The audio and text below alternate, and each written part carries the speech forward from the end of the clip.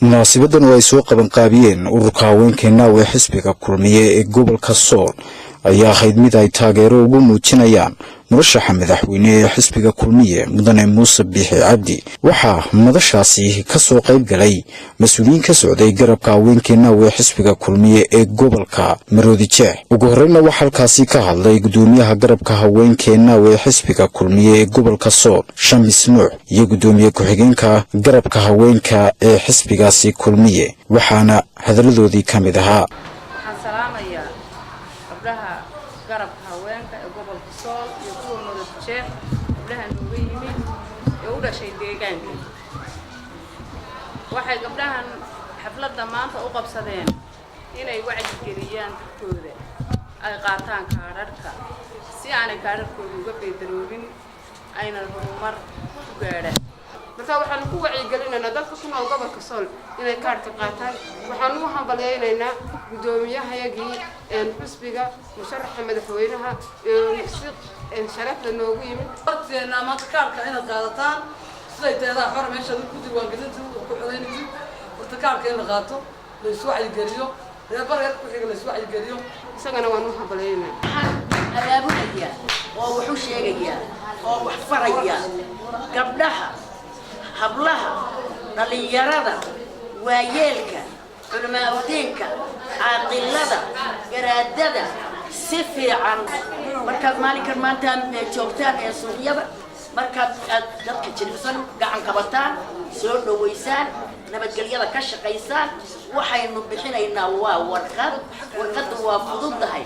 waxa inaga culus nabadgelyada. waa inaynu nabadgelyada ka shaqaynaa, وينينو نبتقليا أيضا ما نكر ما تقول ياري نبتقليا ضرورة له نبتقليا نحريص له نبتقليا نبتقليا عانة له نبتقليا الله السحرة نبتقليا وحلقون نقرا نبتقليا قولي لبودجا نبتقليا قولي لبودستا.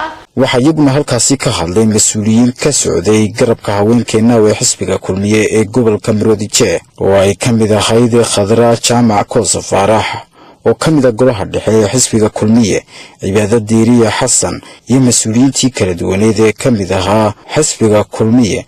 waxaana ay halkaasi ka soo jeediyeen hadallo ay dadka ugu baaqayaan in ay qaataan kaarka codbixinta ee doorashooyinka. waxaan halkan aad iyo aad ugu hambalyeeynaa gudoomiyaha golaha baarlamaanka Baasha Maxamed Faarax. waxaan leeyahay ilaahay xilka ku xilto. halkan waxaan ka soo dhaweynaynaa oo ugu yimid gobolka Sool gudoomiyaha xisbiga kulmiye ahna musharaxa madaxweynaha Muuse Biixi Cabdi iyo dhammaan madaxda xisbiga kulmiye. waxaan kaloo halkan uga mahadnaqayaa dhammaan gobolka Sool oo soo dhaweeyay martida timi. waxaan leeyahay ka gobol ahaan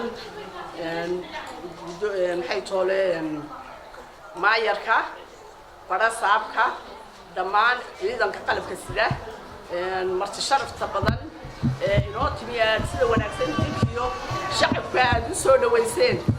khayr Allah idin siiyo. waxaan kaloo ku wareejinayaa maanta sharafno ah haddaynu nahay gobolkii Sool in laynoo ku deeqay guri weyn oo ku yaala magaalada Laascaanood.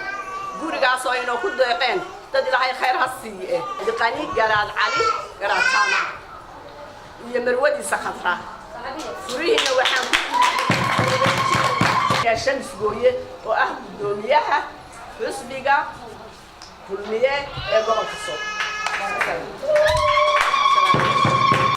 waxaanu leenahay gabdhahan aanu isku faraxsanahay sida quruxda badan noo soo dhaweeyay, annagana aanu halkaa uga soo sadcaalay in aad codka siisaan kulmiye. taas baynu ka midaysanahay. annagu fartayadii dhibaatayadii waxaanu weydiisanay in Muuse codka la siiyo. saasaynu isku ognahay. annagu Hargeysaanu ka nimid waxaanu nahay xubno ka tirsan xisbiga talada haya ee kulmiye.